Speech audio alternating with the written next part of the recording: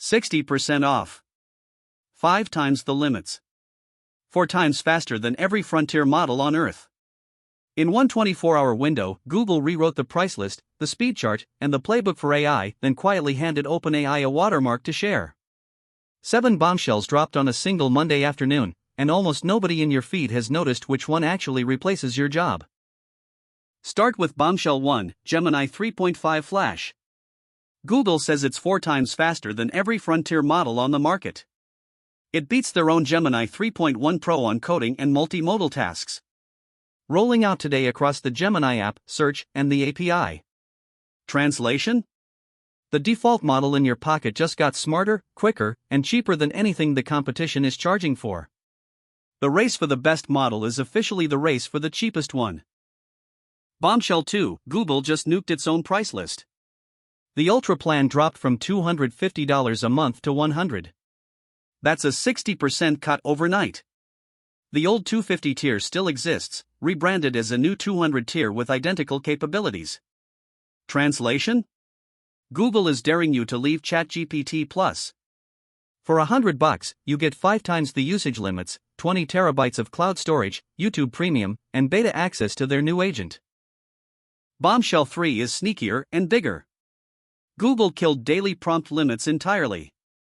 From today, your subscription runs on a compute-used model that refreshes every 5 hours. A simple text question barely dents your allowance. But generating a video, writing complex code, running an agent? That eats real budget. This is the first major lab to admit the truth: not all prompts are equal. The way you pay for AI just fundamentally changed. Bombshell 4, Gemini Spark. This isn't a chatbot. Google's own words, quote, an active partner that does real work on your behalf. It lives inside Gmail, Docs, and Workspace 24/7. You point it at a task, it executes. Trusted testers got it this week. Ultra subscribers in the US get beta access next week. The era of typing into a box is ending. The era of telling AI to handle it just started. Spark doesn't just summarize your inbox. It drafts replies, books meetings, edits documents, reconciles calendars, all under your direction. Think of it as a junior employee who never sleeps, never asks for a raise, and never logs off at 5.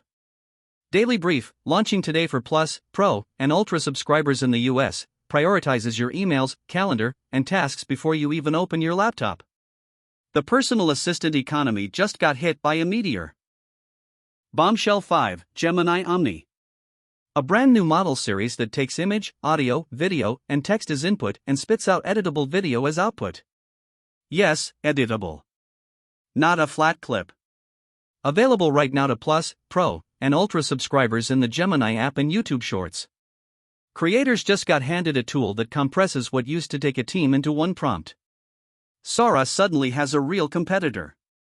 And it's already shipping. Speaking of shorts, Google plugged Omni straight into the YouTube Shorts remix feature. Your phone is now a studio with infinite assets. Premium subscribers also got Ask YouTube complex queries against video content with structured answers. Want every recipe from a chef's last 100 videos? Done. Want a summary of a 3-hour podcast? Done.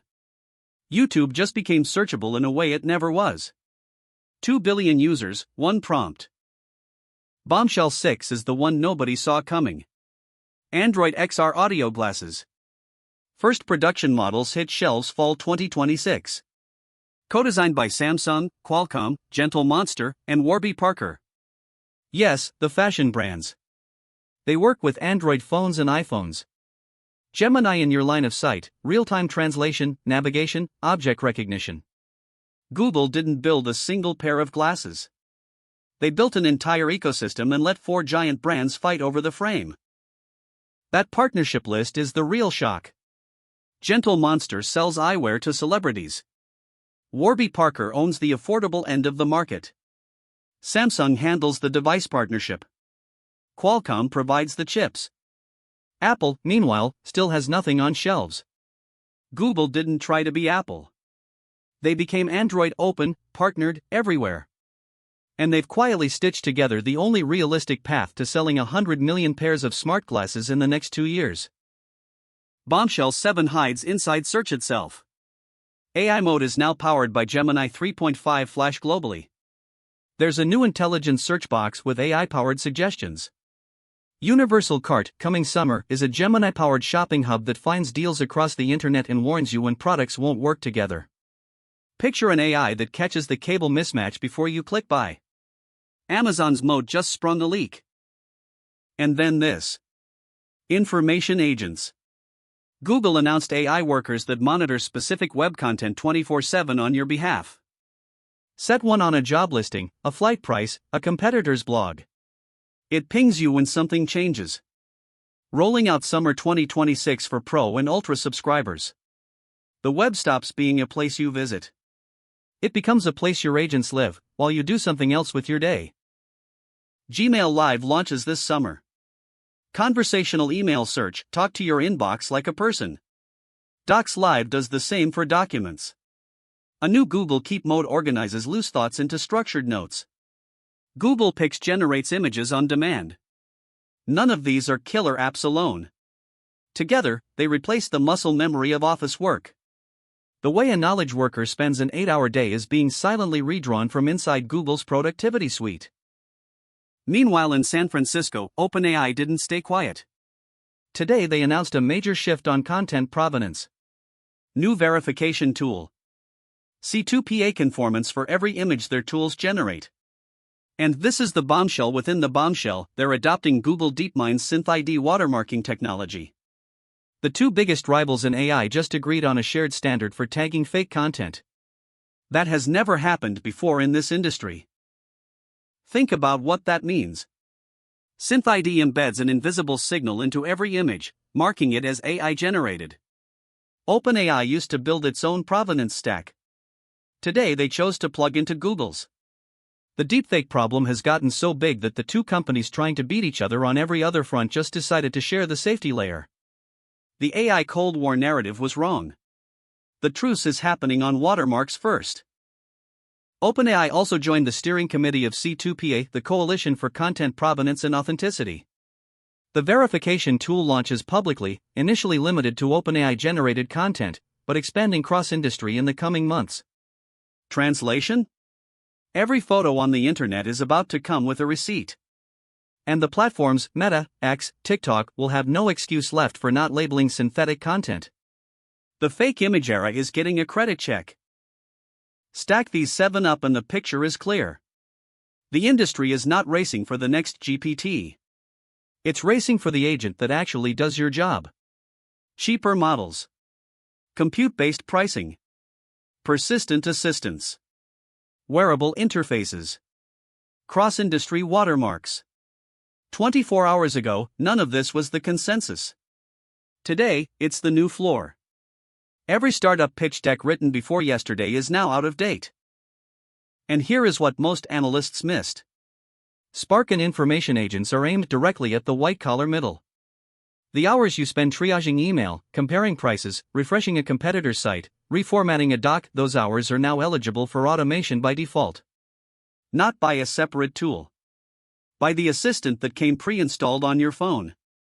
The productivity layer is being absorbed into the operating system. Resistance is no longer about adoption.